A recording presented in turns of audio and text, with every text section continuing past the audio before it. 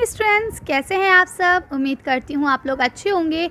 आज हम लोग 9th क्लास का सेकंड चैप्टर पढ़ने वाले हैं आपकी ज्योग्राफी की बुक का। इसको इंग्लिश मीडियम में भी बना रही हूँ, हिंदी मीडियम में मैंने अपलोड कर दिया है। अगर आप हिंदी मीडियम के स्टूडेंट हैं तो वहाँ से देख सकते हैं।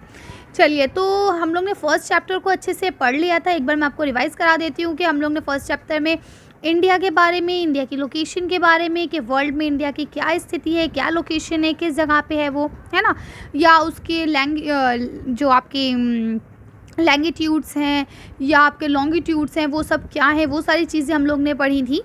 और उनके जो आपके पड़ोसी देश है ना, उन सब के नेबर्स कंट्रीज़ जो हैं उनके बारे में जाना था।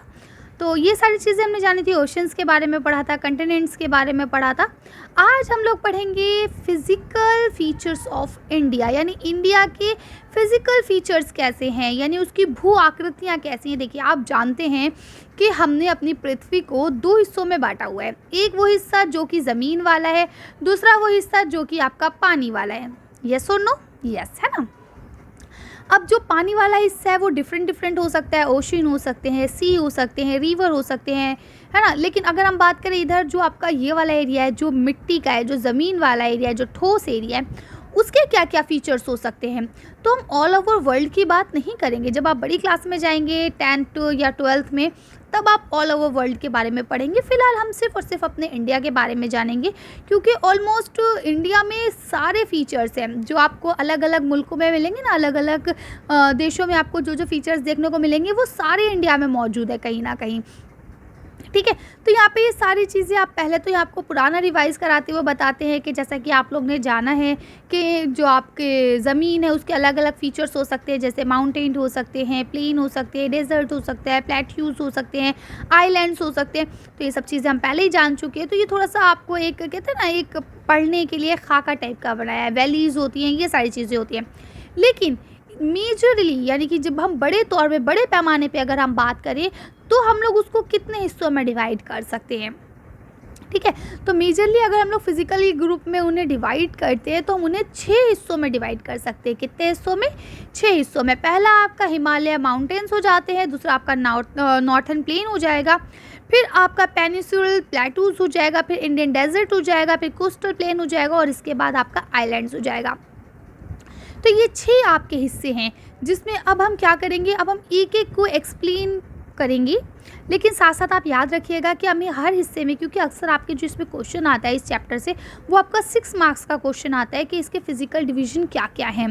तो आपको 6 मार्क्स के क्वेश्चन में पहले ये 6 को लिखना होता है, साथ ही साथ इनको हल्का हल्का एक्सप्लेन करना होता है। अब आप पूछेंगे मैम इनके एक्सप्लेनेशन में हमें क्या लिखना है, तो हमेशा याद रखिए जब हम फिजिकल फीचर की बात कर रहे हैं, जब हम ज़मीन की बात कर रहे हैं, तो वो ज़मीन वैसी क्यों है, तो इसका कारण कुछ होता है, इसके कुछ रीज़न्स होते हैं कि वो ज़मीन अगर वैसी है तो क्यों है। तो इसका सबसे बड़ा रीज़न जो होता है वो आप जानते हैं कि वहाँ का टेम्परेचर होता है। टेम्परेचर की वजह से वहाँ की ज़मीन पे जो लैंड फॉर्म है उससे बहुत ज़्यादा असर पड़ता है।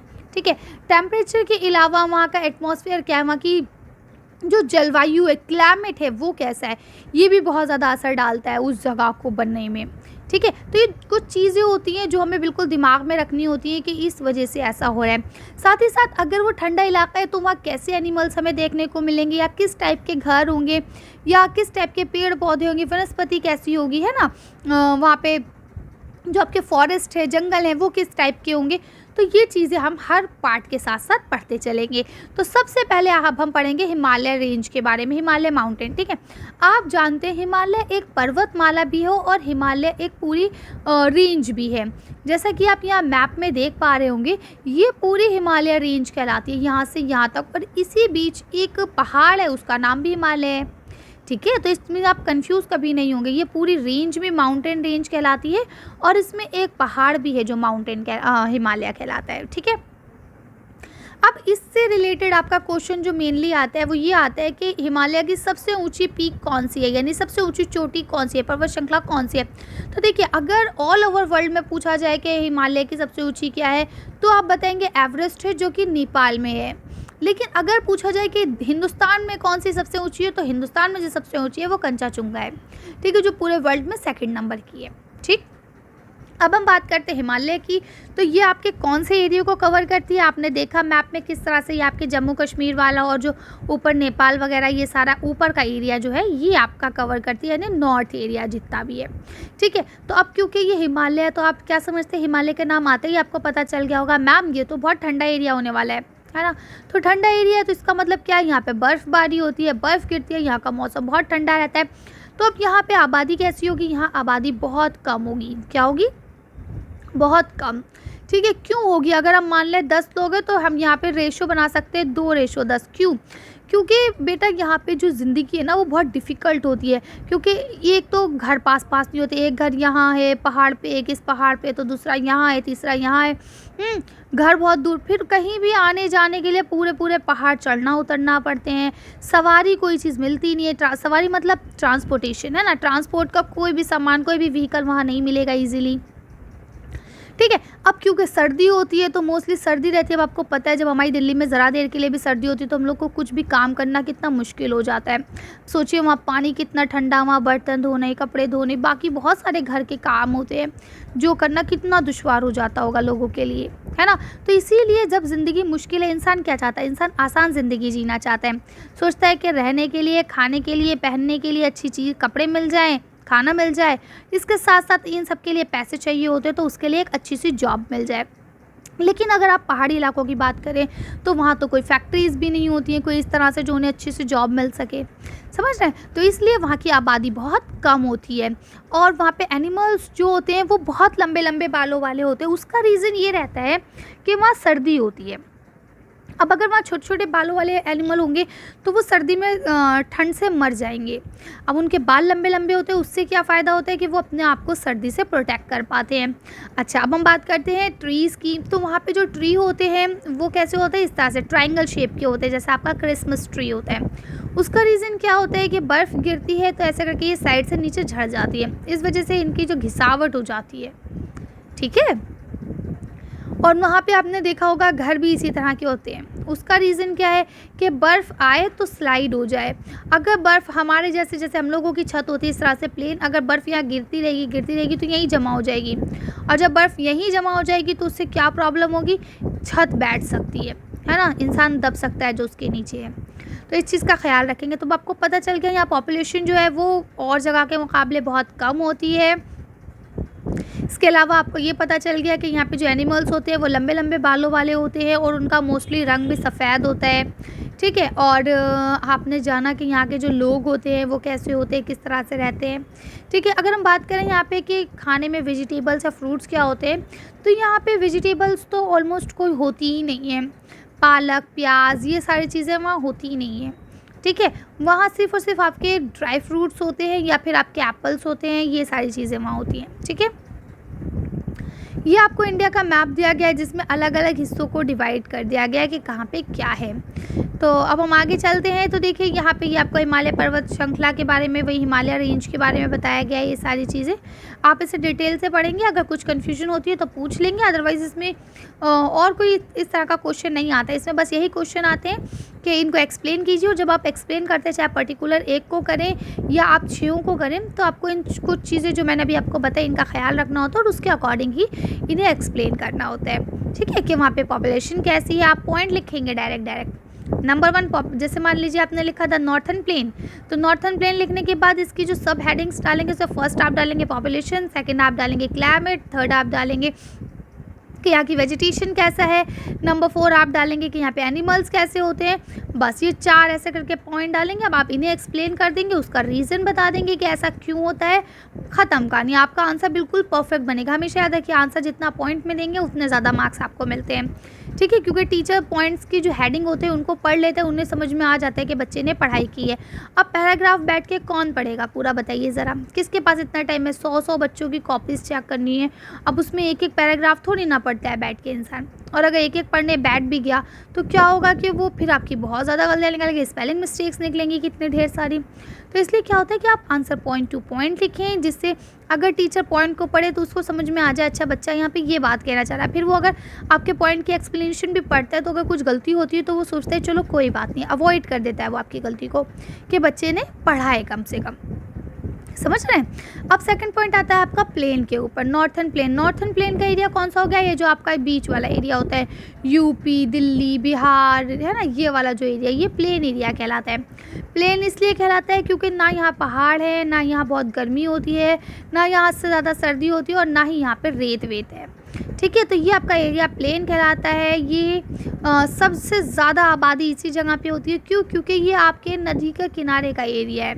ठीक है, गंगा, ब्रह्मपुत्र जो आपकी नदियां हैं, सिंधु नदी, ये तीनों नदियां लगभग यहीं से आसपास से निकल के जाती हैं, जिस वजह से ये एरिया बहुत ज़्यादा उपजाऊ है खेती के लिए।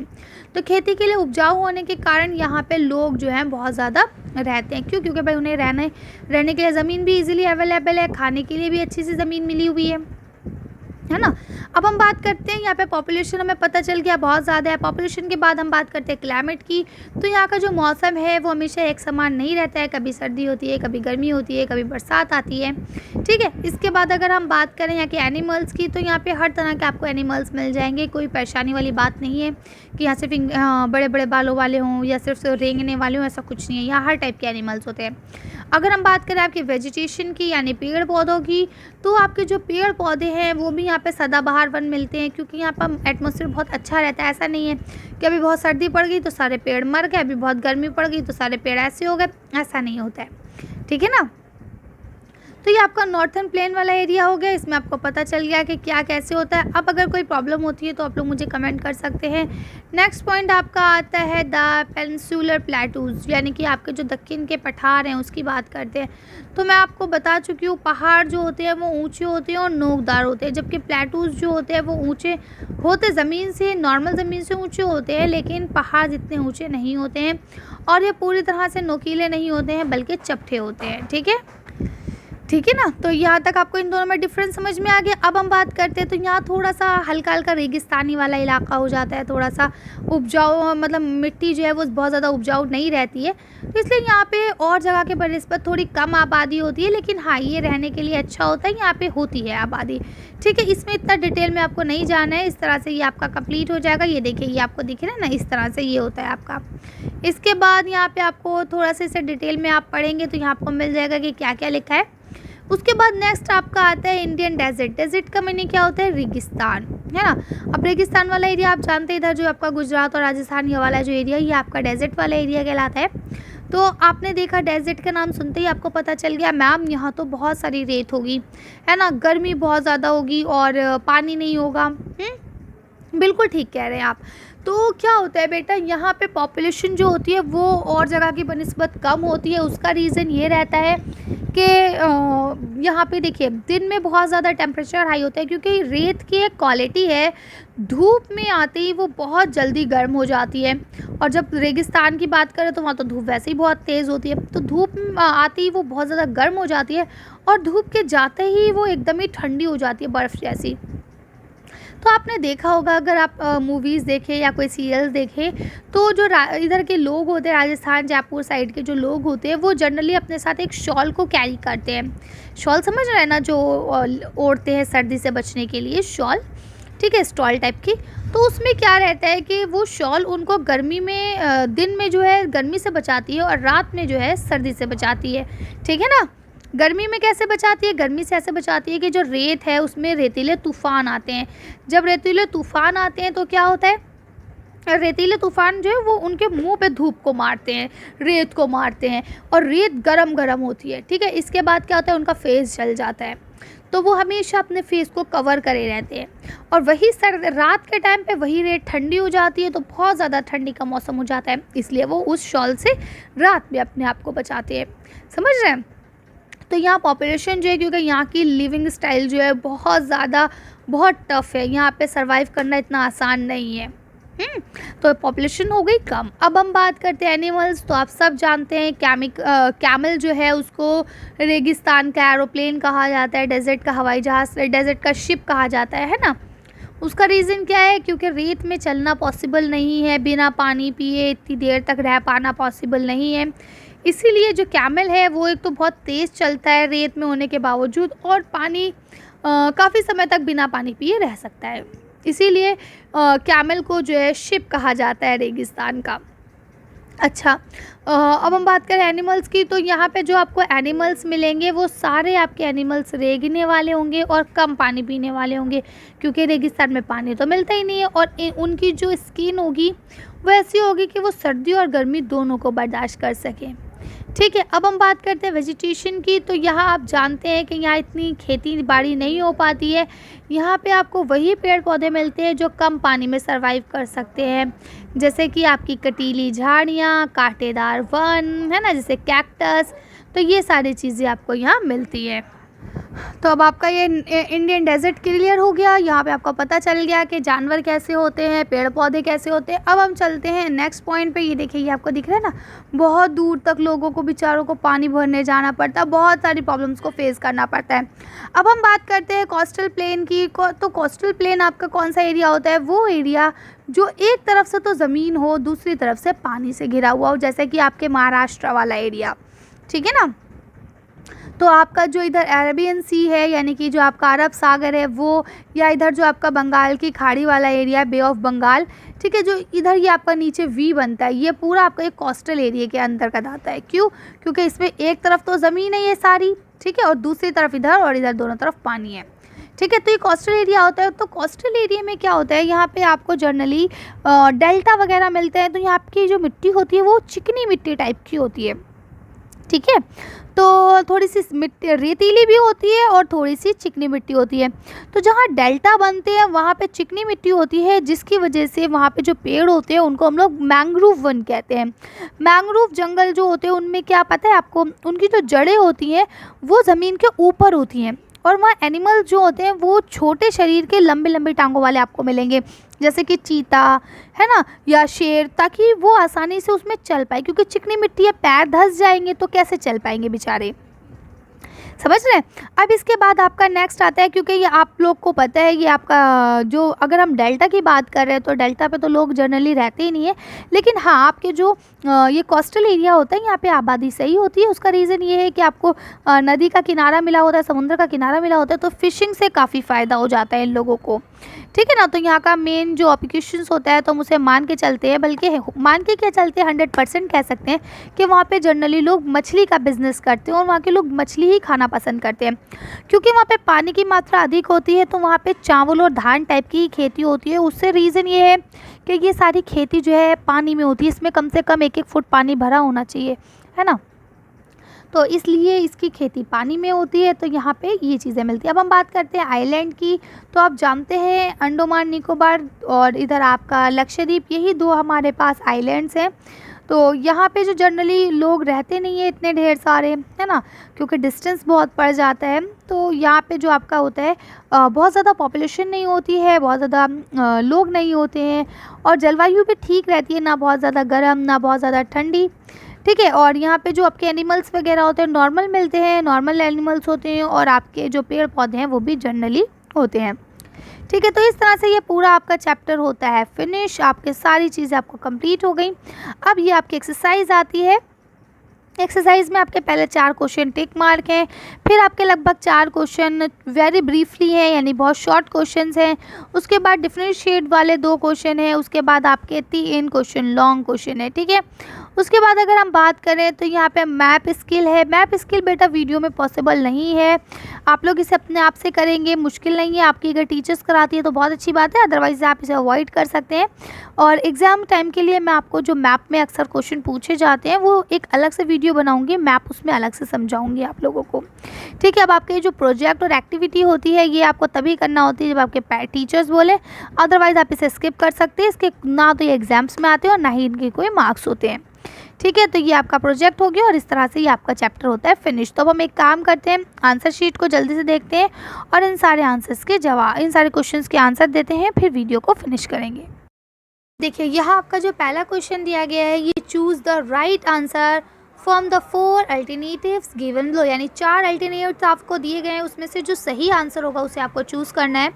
तो इसमें आपका पहला क्वेश्चन लिखा है, a land mass bounded by sea on 3 side is referred to as. अब यानी कि वो ज़मीन का हिस्सा, वो ज़मीन का भाग जिसके 4 नहीं बल्कि 3 तरफ समुंदर हो, ठीक है, तो उसको हम क्या कहते हैं?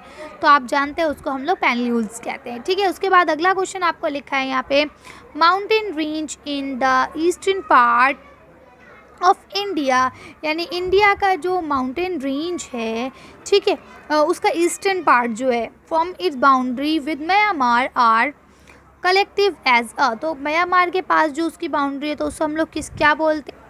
तो ये आपका आंसर यहाँ पे हो जाएगा। देखिए ये लिखा है पूर्वांचल, ठीक है। उसके बाद लिखा है the western coastal strip south of Goa is referred to as, तो अब साउथ जो आपका साउथ गोवा है, ठीक है, उसमें जो आपका कोस्टल रेंज है उसको क्या कहा जाता है? तो देखिए यहाँ लिखा है कन्नड़, ठीक है। उसके बाद नेक्स्ट लिखा है the highest peak of the Eastern Ghat, Eastern Ghat की सबसे ऊंची चोटी जो है वो कौन सी है?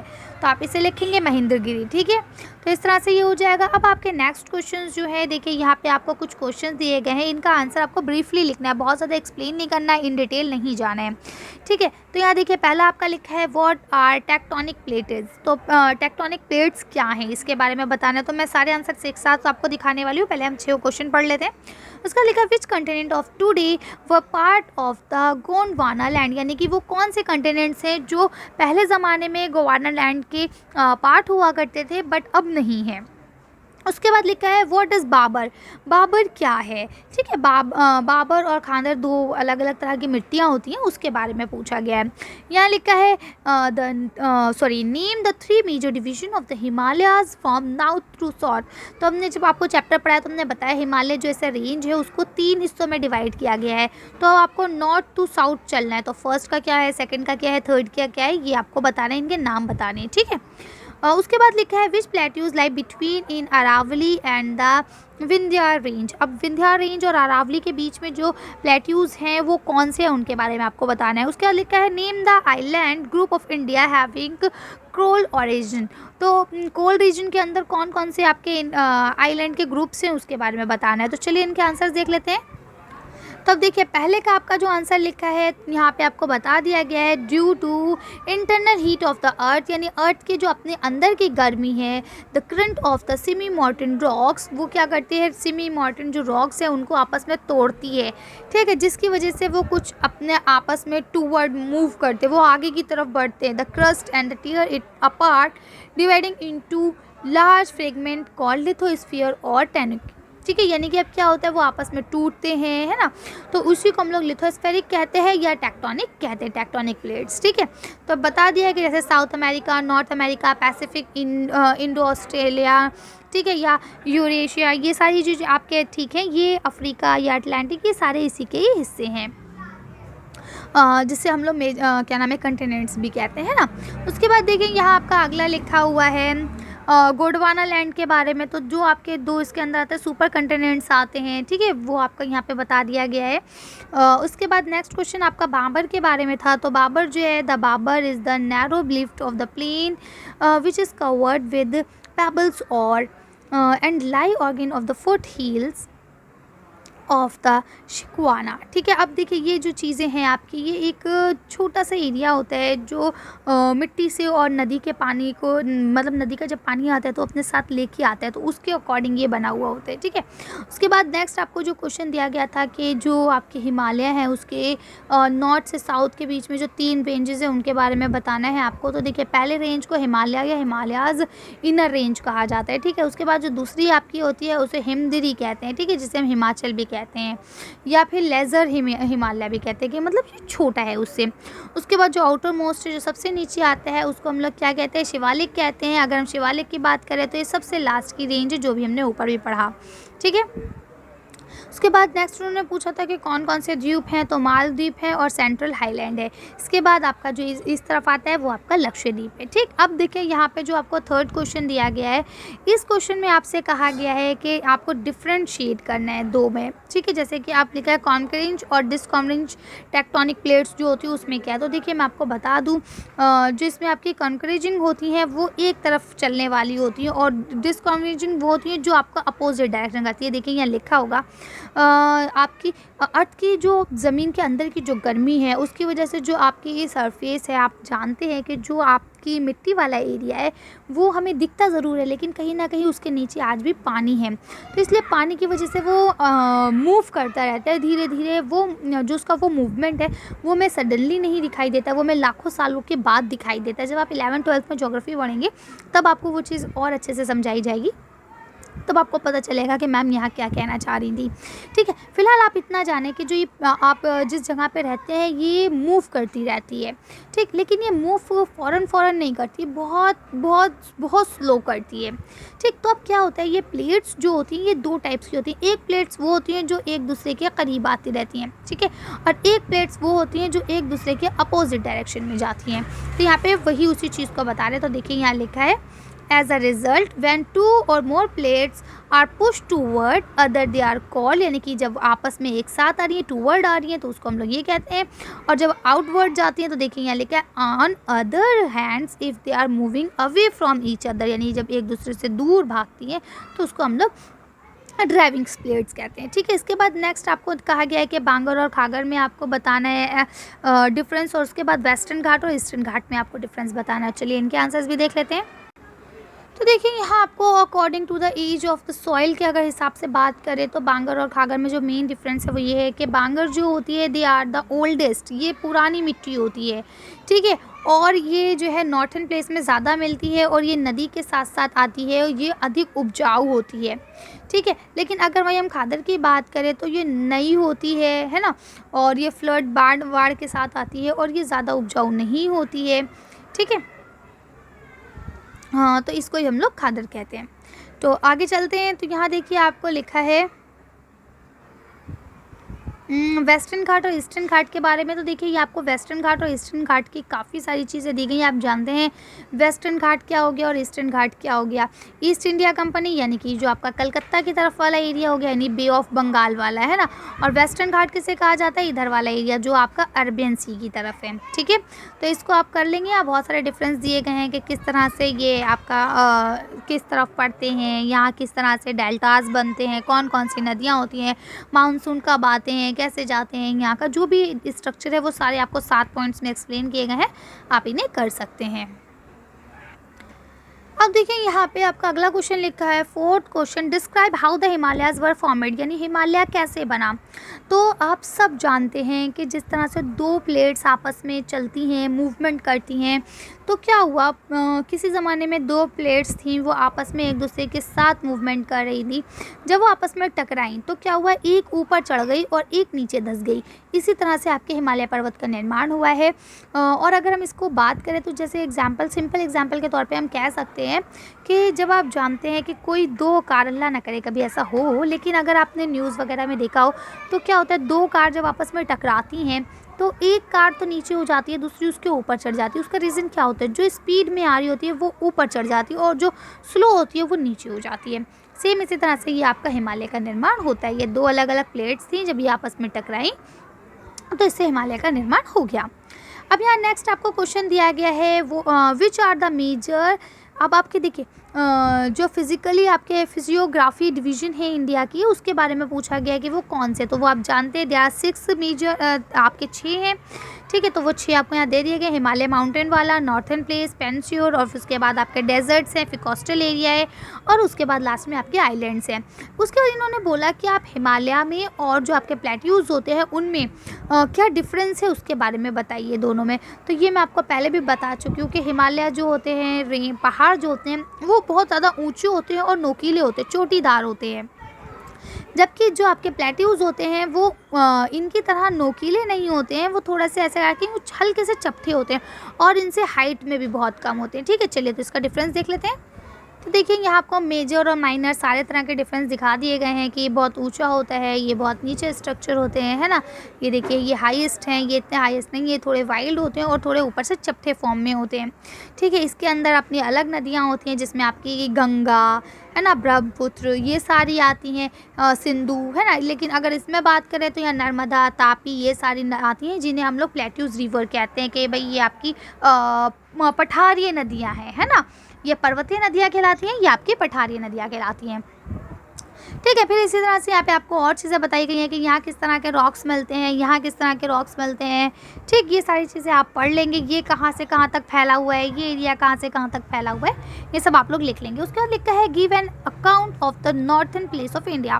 ठीक है, अब आपको यहाँ पे छोटा सा मतलब एक्सप्लेनेशन देना है कि नॉर्थन प्लेस ऑफ इंडिया है क्या। तो जैसा कि आप लोग जानते हैं, इस तरह के मैंने आपसे पहले भी कहा था कि इस तरह के इन डिटेल क्वेश्चन आ सकते हैं, तो आपको इसे एक्सप्लेन करना है। सबसे पहले बताना है कि ये कौन सा एरिया है, किसको कहा जाता है। तो ये वो एरिया है जो बिल्कुल प्लेन है। ठीक है, जब ये समतल है तो यहाँ की जलवायु भी बहुत अच्छी होती है, यानी क्लाइमेट बहुत अच्छा है, बहुत परफेक्ट है। इसी के साथ साथ यहाँ पे क्योंकि ये प्लेन एरिया है तो जो हिमालय से निकलने वाली नदियाँ हैं, जितनी भी रिवर्स हैं, वो आके यहाँ पे प्लेन हो जाती हैं, जिसके साथ वो ऊपर से जो भी ईंटें पत्थर या जो भी उपजाऊ मिट्टी लाती हैं वो यहाँ प्लेन में आके साइड में छोड़ती चलती हैं। जब ये दोनों साइड छोड़ती चलती है तो यहाँ की जो मिट्टी होती है वो बहुत अधिक उपजाऊ हो जाती है, इसीलिए यहाँ पे आबादी ज़्यादा होती है। ठीक है, ये इतने से इतने एरिया में फैला हुआ है। यहाँ मेनली कौन से एरिया में फैला हुआ है, तो आप जानते हैं यूपी यानी उत्तर प्रदेश, हरियाणा है ना, बिहार। तो ये सारा आपका जो एरिया है ये आपका प्लेन्स एरिया में आता है। तो ये सारी चीज़ें आप लिख सकते हैं आसानी से, और बहुत ज़्यादा लंबा लिखने की ज़रूरत नहीं है, बस आपको इतना आंसर लिख देना, इसमें ही काफ़ी हो जाएगा। ठीक है, चलिए नेक्स्ट क्वेश्चन पढ़ते हैं।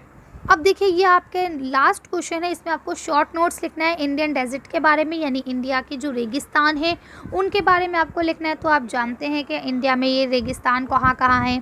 ठीक है, आप ये बता देंगे कि इंडिया के जो रेगिस्तान है इसमें अरावली हिल के बाद जो आते हैं ये सारे आपके रेगिस्तान आते हैं। ठीक है, इसके बाद यहाँ आप बताएंगे कि यहाँ पे बारिश बहुत कम होती है, जहाँ का टेम्परेचर जो है वो बहुत अच्छा नहीं है, क्लाइमेट भी बहुत ज़्यादा रूड है, बहुत रूखा क्लाइमेट होता है, मतलब बहुत गर्म है, बहुत ड्राई है ना। इसके अलावा वेजिटेशन भी बहुत ख़राब है, क्योंकि जब अच्छा जलवायु नहीं होगी, वातावरण अच्छा नहीं होगा, क्लाइमेट अच्छा नहीं होगा, तो पेड़ पौधे कैसे हो सकते हैं, पेड़ पौधे भी नहीं होंगे, है ना। भाई बारिश नहीं हो रही है, गर्मी है, तो पेड़ पौधे कैसे रह सकते हैं। और वहाँ पे सिर्फ एक नदी है, ओनली वन नदी, जिसे हम लोग लूनी कहते हैं। ठीक है, यही एक अकेली वहाँ पे रिवर है जो वहाँ के लोगों को पानी देती है। ठीक, इसके बाद नेक्स्ट आपको दिया गया द सेंट्रल हाईलैंड। अब सेंट्रल हाईलैंड जो है इसके बारे में आपको बताना है। तो ये आपका पठारी इलाका होता है। ठीक है, नर्मदा नदी से जो बना हुआ है, ये सारे आपके मालवा पठार जो ये सारी चीज़ें यहाँ पे आती हैं। ठीक, यहाँ पे आपके ज़्यादातर पठार हैं, अरावली हिल्स वगैरह, है ना। तो ये सारी चीज़ें आप बता देंगे। यहाँ पे बारिश भी सही होती है, बहुत ज़्यादा भी नहीं होती, बहुत कम भी नहीं होती है। ठीक, उसके बाद यहाँ लिखा है the island group of India. India के आइलैंड ग्रुप्स कौन कौन से हैं। तो देखिए, आइलैंड मेनली अगर हम बात करें तो आप जानते हैं अंडमान निकोबार और लक्षद्वीप मेनली हैं, लेकिन इसके अलावा भी कुछ और हैं जो छोटे छोटे हैं, उनके बारे में भी आप लिख सकते हैं। मेनली यही दो हैं, जो आपका अंडमान निकोबार है वो आपका बे ऑफ बंगाल में है, और अरेबियन सी में है आपका लक्षद्वीप। ठीक है, तो दो ही मेन आपके आइलैंड है इंडिया के, जिनके बारे में आप लिख देंगे। ठीक है, तो इस तरह से ये चैप्टर आपका कंप्लीट होता है। अब हम लोग नेक्स्ट वीडियो में मिलेंगे। अगर आपको ये वीडियो पसंद आई हो तो प्लीज़ इसे लाइक और शेयर करें। अगर अभी तक आपने हमारे चैनल को सब्सक्राइब नहीं किया तो प्लीज़ मेरे चैनल को सब्सक्राइब करें। Thank you for watching.